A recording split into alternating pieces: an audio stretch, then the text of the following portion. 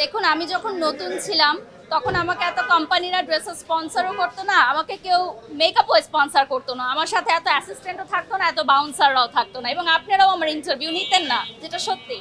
তো যখন একটা মানুষ হাইলাইট হয়, যখন একটা মানুষ হচ্ছে একটা কর্মজীবনের পিক আপ সময়ে থাকে, তখন সে নানান ধরনের পোশাক নানান ধরনের রূপেই নিজেকে প্রেজেন্ট করবে, এটাই খুবই স্বাভাবিক। এবং এখন আমি যে পোশাকগুলো পরি এগুলো প্রমোশনের জন্য বিভিন্ন ব্র্যান্ড আমাকে স্পন্সর করে।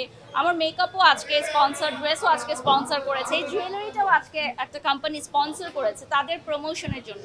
সো এগুলো আমাকে পড়তে হয়, এবং আমি মনে করি যে যেটা আমি ক্যারি করতে পারবো সেটাই আমি পরি। আপনারাও যদি ক্যারি করতে পারেন আপনারাও পরেন। হ্যাঁ, জায়গা ভেদে অবশ্যই পোশাক পরতে হবে। এই পোশাক পরে আমি শপিং মলে যাব না।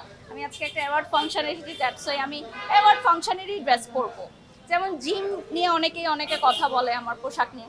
জিমে তো আমি শাড়ি পরে জিম করতে যাব না, বা আমি গাউন পরে জিম করতে যাব না। জিমের জন্য একটা নির্দিষ্ট পোশাক আছে, সেটা পরেই যেতে হয় আমাকে।